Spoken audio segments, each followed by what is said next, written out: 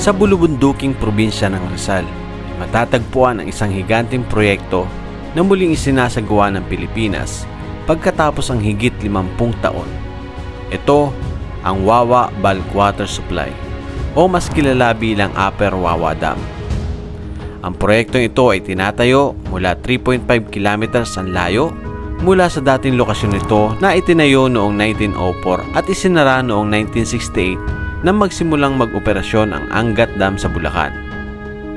Sinimulan ang konstruksyon nito noong 2020 na aasahang matatapos sa huling buwan ng 2025. Magkakaroon nito ng kapasidad na mag-supply ng higit 518 milyon na litro ng tubig bawat araw at ito ay madadagdag sa 30% ng water capacity ng Manila Water Company.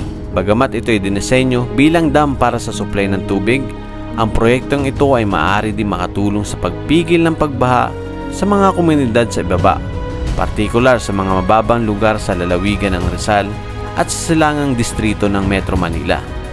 Kaya sa video na ito ay alamin natin ang kalagayan ng proyekto at ang pagbabagong naganap sa dating Wawa Dam. Welcome to Wawa Dam, guys! Malakas ang tubig!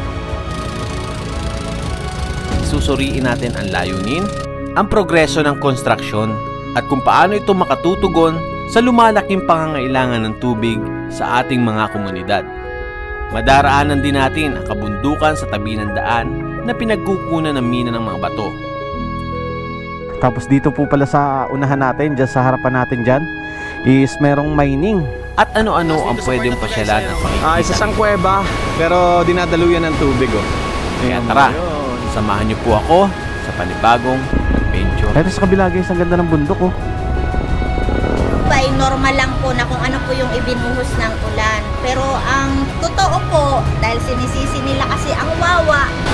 Dadaan tayo dito sa kuweba.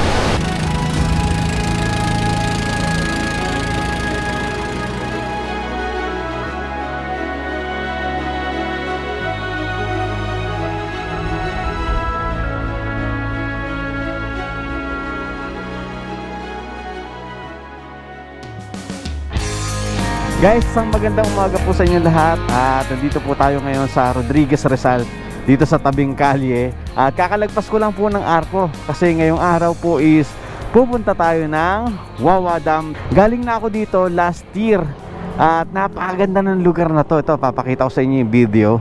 At ngayon, nabalitaan ko po na dito sa taas pala ng tong Wawa Dam ngayon is may ginagawa ng isa pang dam, mas malaking dam, which is ito yung magsusupply sa Metro Manila. Almost 90% yung isusupply niya. So ngayon, titingnan natin kung ano yung naging itsura, ano yung pinagkaiba ngayon ng Wawa Dam compare noon. Ngayon, nasa 15 minutes na lang po yung lalakbayin natin kasi kanina pa po ako bumiyahe mula sa Taguig papunta rito. Nasa 1 oras at kalahati na ata akong bumiyahe.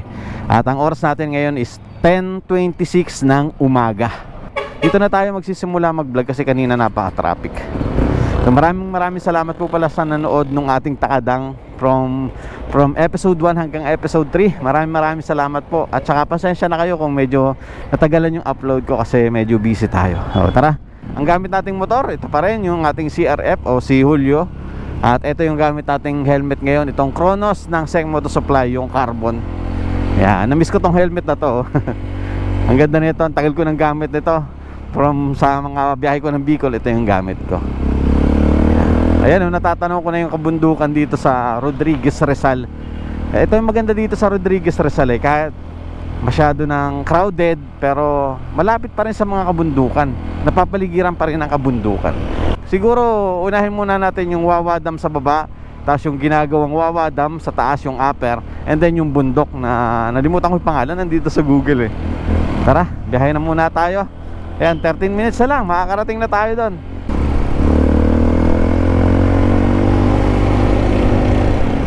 Ito na yung San Rafael dito sa Rodriguez Rizal. Nasa 9 minutes na lang guys, makakarating na tayo. Rancho Luisito. Ang laki ng basag nitong bundok Anong ginagawa dito? Yan nga natin.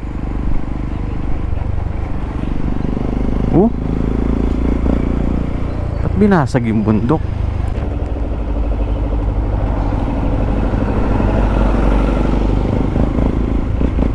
Ito sa kabila guys, ang ganda ng bundok oh.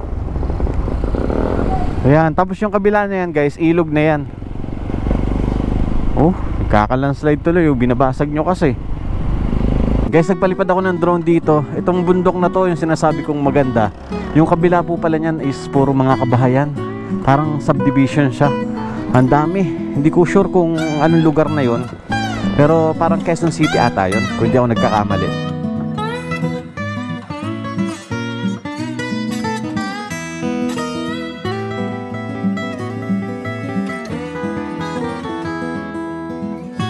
Tapos dito po pala sa unahan natin, dyan sa harapan natin dyan, is merong mining, which is sinisira din yung kabundukan. Pero hindi ko alam kung anong klase yung miniminan nila, pero ganun talaga eh. Part talaga yun ng sistema.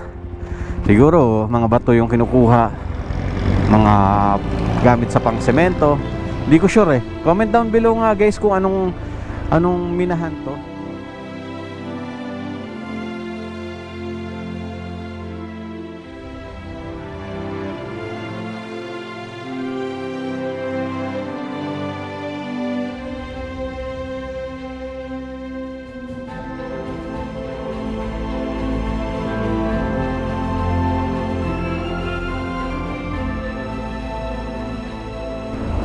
Susubukan ko sanang pasukin, pero ayan oh, may guard. Yan, hindi ka basta-basta makakapasok. I think makakapasok lang dyan yung mga taga-riyan o yung mga nagtatrabaho dyan. Pero yung minahan, nandito sa kabilang side guys. Tapos may bundok pa dito sa kabila. Binasag din, parang kinuhanan lang siguro ng mga panambak or mga bato. Yung matitigas na bato, hindi ko alam kung anong gagawin doon. Baka ginagawang pang ano sa semento, panghalo sa semento. Pero alam ko yung panggawa ng semento nasa Bulacan eh. Hindi ko sure, pero nakapanghinayang yung mga kabundukan dito. Ganda pa naman. Tapos mula dito, pag pinalipad mo yung drone mo, makikita mo na yung dalawang bundok. Tapos sa gitna nun, nandun na yung Wawa Dam, yung unang Wawa Dam.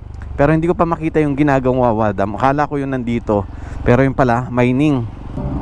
Tara, malapit na tayo. Nasa, ayun, 5 minutes lang pala. Pero yung ilog guys, medyo madumi dahil daw nag-uulan. Nung isang araw daw is nag-uulan, kaya mukhang malabo yung tubig. Kaya siguro hindi tayo makakaligo sa Wawa Dam. Hindi rin sure kung dahil rin yun sa ginagawang dam dyan sa taas, yung Upper Wawa Dam kung tawagin, kaya malabo yung tubig dito sa baba. Please pay abiso sa publiko. Ah, ito na pala. Dito na pala tayo papasok. Saan papunta tong kanan? Dito pala tayo papasok. Pamitinan Protected Landscape. Ayan. O, di ba? Dito pa lang, ang ganda na ng mga yung bundok na yan, tapos meron siyang part na may bato. Bungad pa lang yan, guys. So, ayun, Montalban Tourism Office. Punta muna tayo ng Tourism Office. Montalban Tourism Information and Assistance Center. Uy, marami pala ditong pwede pampuntahan, no? Mount Parawagan, Carugo Falls, Wawa Dam. Yan, dyan tayo pumunta sa Wawa Dam. Ito pa, Pamintinan Cave, Secret River. Ba, may Secret River pala dito. Tuay Falls, Mount Binikayan, Mount Pamintinan. May Mount Pamintinan, meron pang Pamintinan Cave, Mount Susun Dalaga. Saan kaya to? Ma'am, good morning po. Hello po. Ma'am, bali pupunta po ako ng Wawa Dam. Anong kailangan po? Ano po, diretso lang kayo. Diretso lang po. Nagtitikit naman dun, sir, na din. Nandun na po. Opo, 20 pesos po yung ticket nyo. Pero kung natikitan na po kayo dito, sir, no need na po na natikitan kayo doon. Papakita nyo lang po yung pinaka-ticket nyo na nanggaling po dito. Okay po. Hindi na po kailangan dumaan dito, ma'am. Hindi na po. Okay po. Sige po. Ayun. Shoutout kay ma'am. Hello po. Hello, Nilpa po. Ayun, Ma'am Nilpa. Yan. So, hindi na daw pala guys kailangan dumaan dito sa tourism office. Kasi meron na nagtiticket mismo doon po sa may entrance. Sa may kuweba po. Ayun, sa may kuweba. Ayun. Marami pa pala dito, ma'am. Ano po? Yes po. Bali, saan yung mga daan nito, ma'am? Bundok po ba? Agit po dyan. Yung medyo kaya ng motor, tsaka medyo motor, kayang Parawagan. lakad. Parawagan, ma'am. Saan po banda yan? Dito po sa area na to, sir. Diyan sa may arko, kakaliwa po kayo dyan. Diretso lang, sir.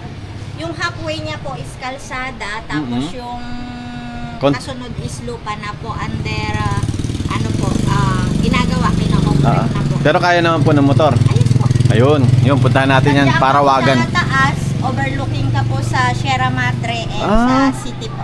Ayun. Anong city yun, ma'am? Yung bandang...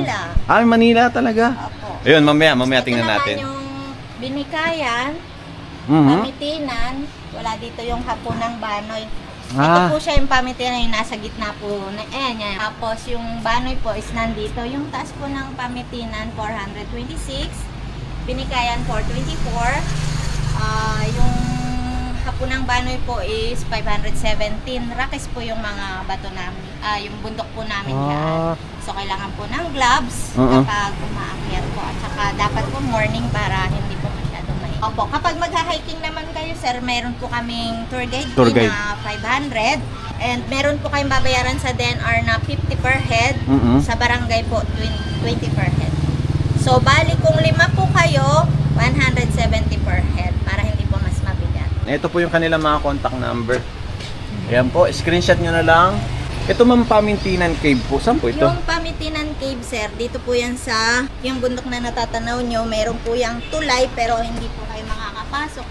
Kasi po pinipreserve po yung Pamitinan Cave. Kasi po yung Pamitinan Cave po, kailangan po hindi po nakahawakan yung mga stalactites, stalagmites niya. Kasi po, mainit yung palad natin.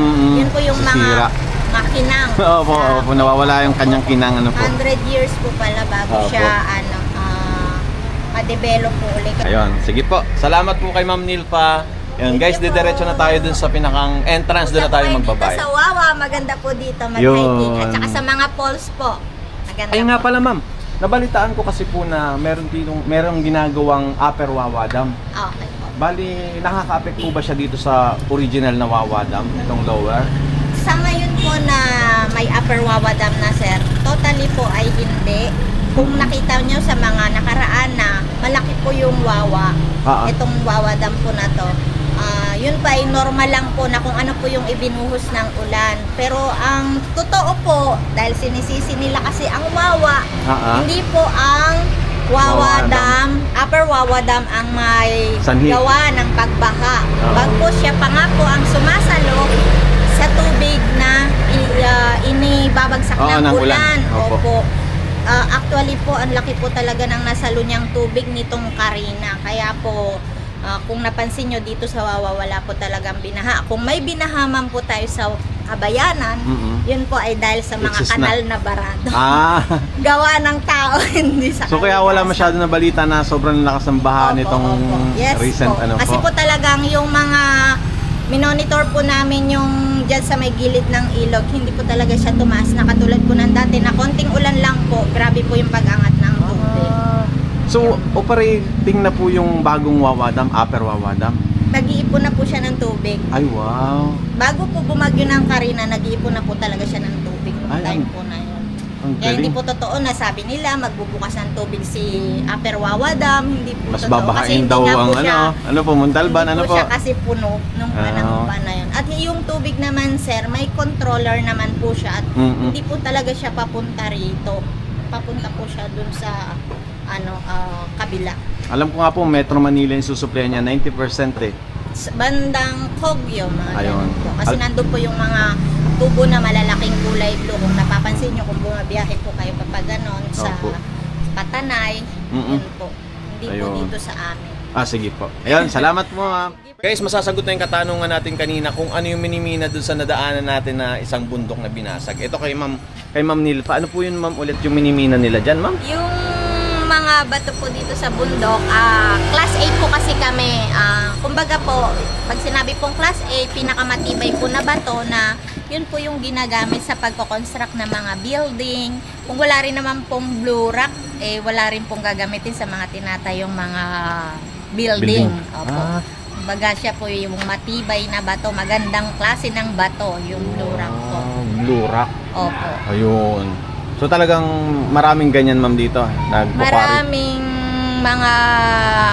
mga parte na may blue rock po. Ako po bilang tour guide, ang napasok ko po na dito is yung Milex po.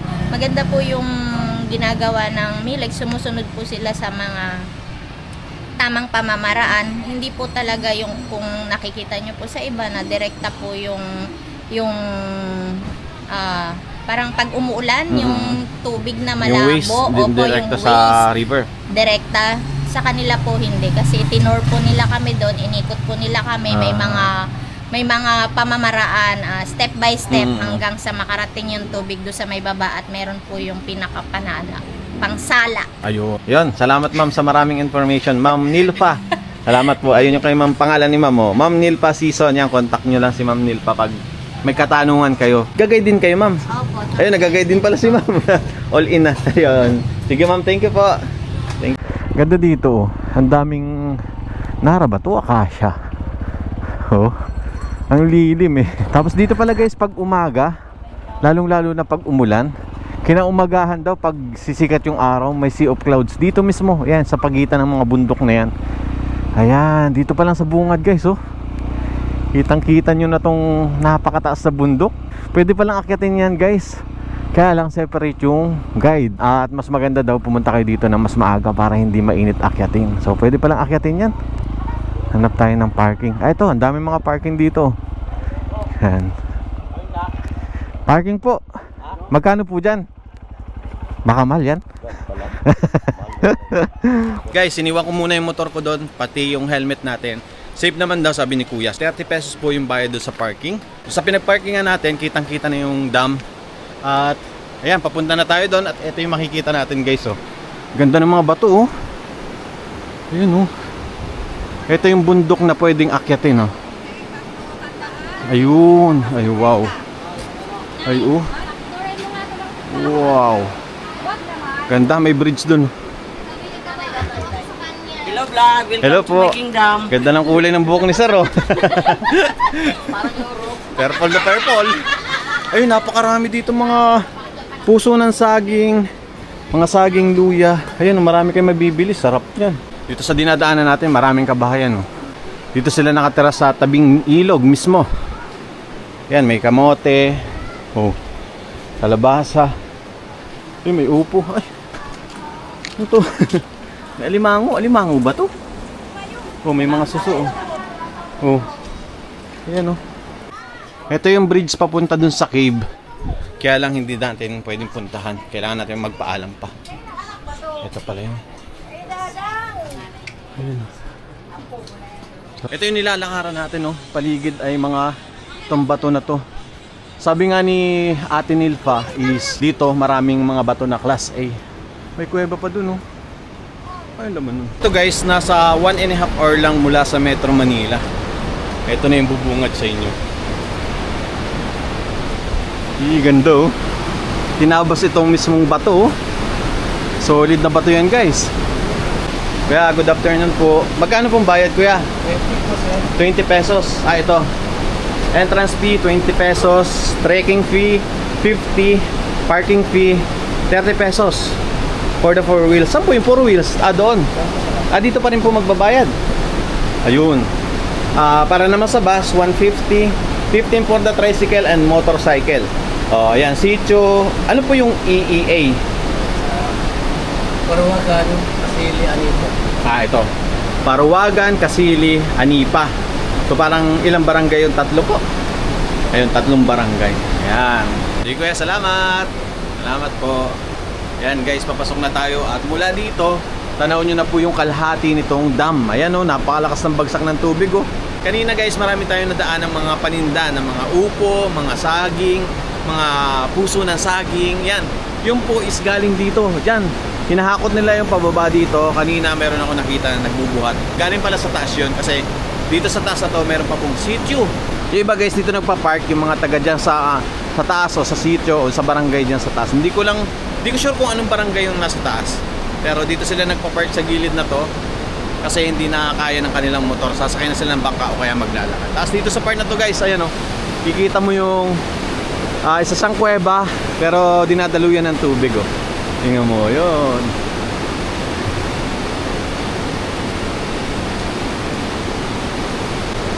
Diba nakakamangha. Tapos ito nilalakaran natin. Yan yung gilid is bato. Ay, tumutulo pa nga tubig oh.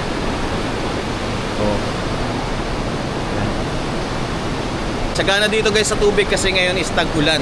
Kaya kahit dito sa part na to merong bumabagsak na patak ng tubig. Pero pag summer dito guys, meron pa rin naman tubig pero banayad lang yung agos ng tubig dun sa mismong dam. Ito na yung bakal na tulay. Yan, para mapagdugtong mula dito, makarating ka dun sa dam. Ayan, malalim kasi ito guys, oh, para hindi ka na maglalakad sa baba. Nilagyan nila ng bakal na tulay. Ito na, napakalakas ng bagsak ng tubig. Yan, ito yung spot kung saan marami nagpapapicture. Buti na lang, katanghalian, kaya wala tayong makasabay ngayon. Yan. Welcome to Wawa Dam guys. Ang lakas ng tubig.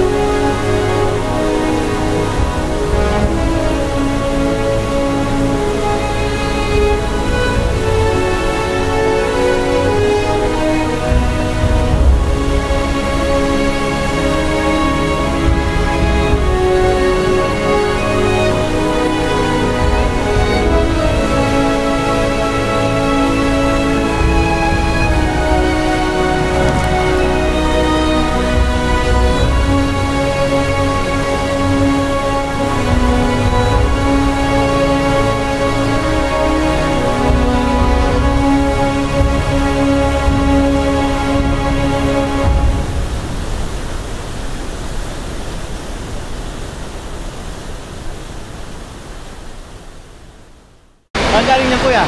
Doon po sa may kay Rupa. Anong sitio to kuya yung nasa taas pa? Ano na lang po yan, Sabangan. Ah, Sabangan. Tapos papunta doon sa may dulo. Pagka sa paanan na ng dam yun, yan lang. Ah, yung ginagawang dam, dito po. Ayun, sige po. Salamat kuya. Ayun, Sabangan, Barangay Sabangan, yung nasa taas dito. Itong dam na to. Tapos ang sunod nun, yung dam na ginagawa, yung bago, yung Upper Wawa Dam. So yun yung pupuntahan natin. Tingnan natin kung makakalapit tayo. Magbabaka daw tayo dyan sa taas na yan. At ito po yung tsura nung Wawa Dam dito sa baba. Hindi ko sure kung matatawag na siya ngayong Lower Wawa Dam. Tapos yung ginagawa sa taas yung magiging Upper Wawa Dam. Nung summer, last year, galing ako dito. Pero summer yon guys ha.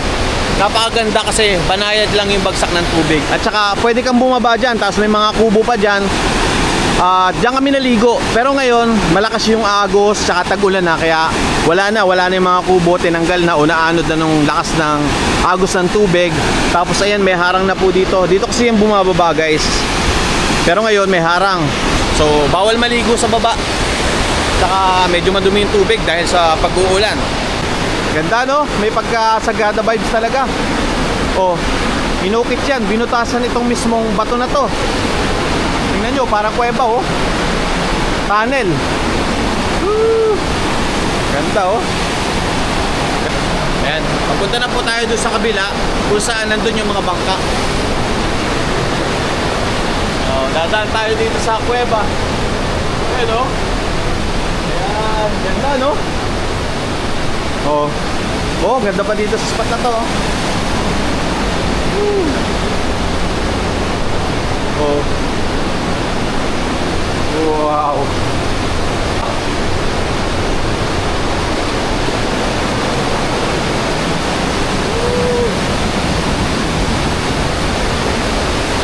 Time check tayo guys, mag-aalauna na. At ito na po yung kabila ng dam. Diyan may mga bangka oh. Diyan tayo sasakay tapos kakain muna tayo. Malalim yan guys, pag summer, malinaw yan. Tapos dyan, pwede maligo. Eh si kuya, ang daming tilapia oh. Ang daming huli tayo ah. Saan po galing yan? Ah, nilambat po. Ah, may nahuhuling tilapia pala. Salbabida lang yung gamit ni kuya. Yan, bababa tayo dito. Let's go, tanong tayo kay kuya. Sir, pwede bang pumunta dun sa ginagawang dam dyan sa taas? Pwede sir, meron Magkano? tayong boat na tinatawag sir. Baka mahal. Sir, ang minimum talaga dun sir, 700 talaga. 700, papunta dun. Hindi, balikan yun sir. Ah. Kain lang. Tara sir. Tara sir, ito sir. Kakain muna ako, wait lang. Bibili muna tayo ng tanghalian natin to, burger at saka tubig at saka tinapay. So pumayag si kuya na 500 pesos yung bangka. Ihahatid tayo dun sa mismong paanan ng ginagawang dam. Tapos sila, yung mga magsuswimming, hindi makapag-swimming dito kasi malabo. Doon sila pumupunta sa Secret River.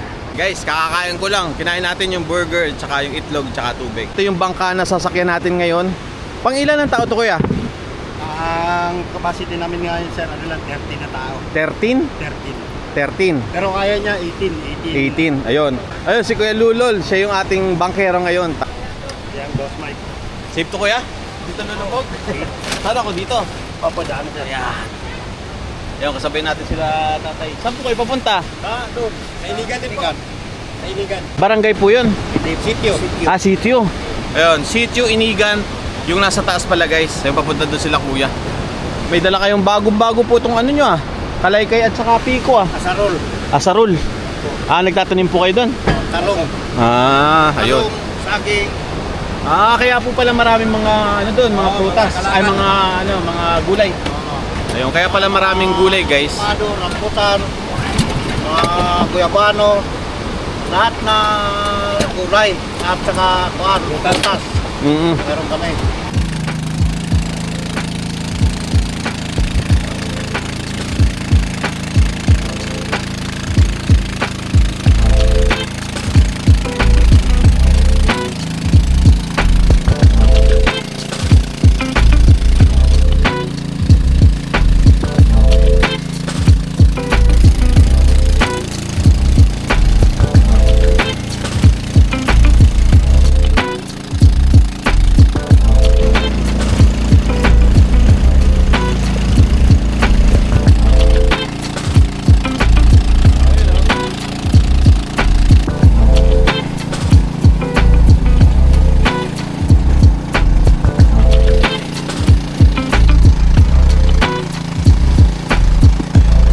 Malayo din pala guys.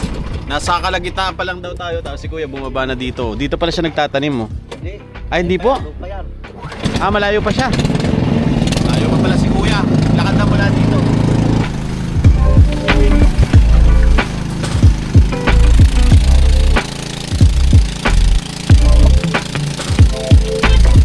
Marami-rami yung bubuhatin ni kuya oh. Doon sila nakatara. May mga bahay pa doon. Pag wala daw bangka, naglalakad sila. Guys, dito na lang muna kami. Hindi na kami papasok doon sa pinakang loob. Kasi pag daw may guard, hindi pinapapasok. Pero pag wala yung guard, pwede. Ayun. Dito tanaw na yung mga, ano ba yung kagamitan nila yan? Mga pang batching daw yan. Yan. So dito, mula dito, magpapalipad na lang tayo ng drone. Di na tayo papakalapit para...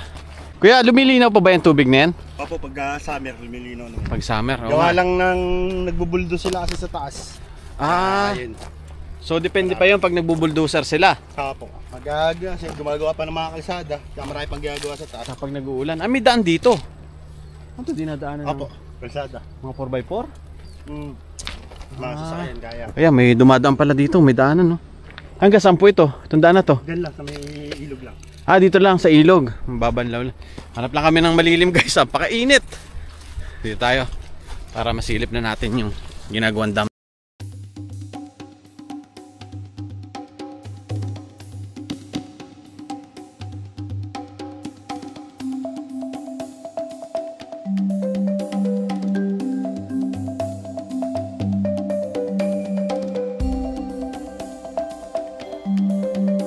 Ito ang Wawa Bulk Water Supply Project o mas kilala sa tawag na Upper Wawa Dam.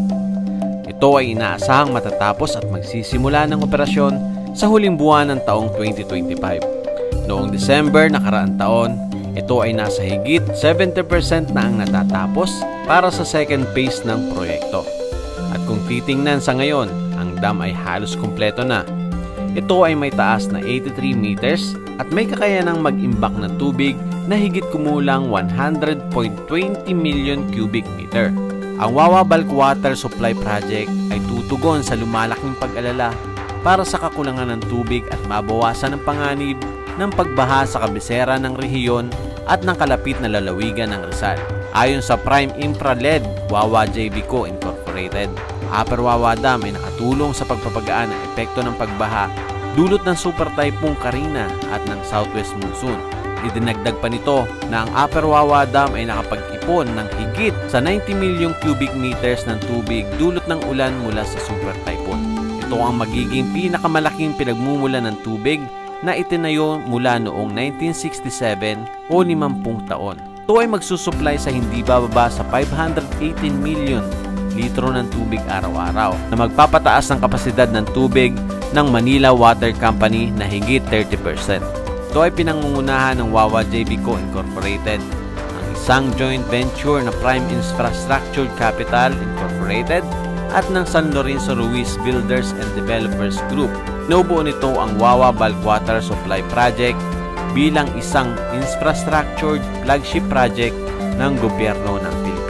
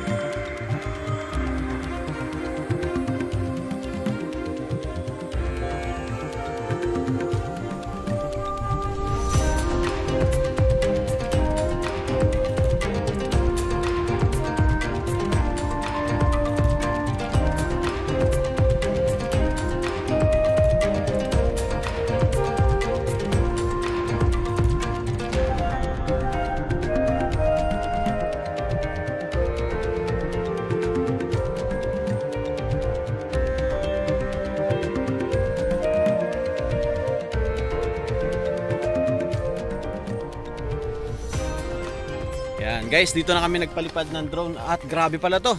Napakalaki pala itong dam na to. Tapos hindi ko na pinababa kasi baka mamaya may anti-drone sila. At saka hindi na kami lumapit. Tapos si Kuya Lolo is nagtrabaho pala ng almost ilang ano yung kuya? Ilang taon? Mga 2 years. 2 years and Kalahati. 9 months. 2 taon at kalahati. Diyan pala nagtrabaho si Kuya Lolo. Tapos itong dam na to is nasa halos 90% na operational na. Ang hinihintay na lang is yung butas papuntang Metro Manila. Tama ba kuya? Ayun. Ang contractor pala nito guys, mga Chinese. At yan dyan sa part na yan, nandyan na po yung mga truck. Itong taas na to, nandyan na yung mga truck. Tapos dito, sa taas na yan, merong bundok dyan na binasag. At dun yung kinukuha yung mga marmol, mga marmol. Mga ginagamit nila yung bato dyan sa mismong, sa dam ginagamit yung kuya? Ayun. Yun, sa dam mismo. So hindi siya puro semento. Hindi, cement, may halo siya. Kasi yun lang yung gamit nilang bato para papabuo nila. Ayun. Yung nakita natin sa drone na basag na bundok, nandun sa ibabaw, is doon sila kumuha ng bato na ginamit nila dito sa dam. Panghalo doon sa semento. Napakalaki nito guys.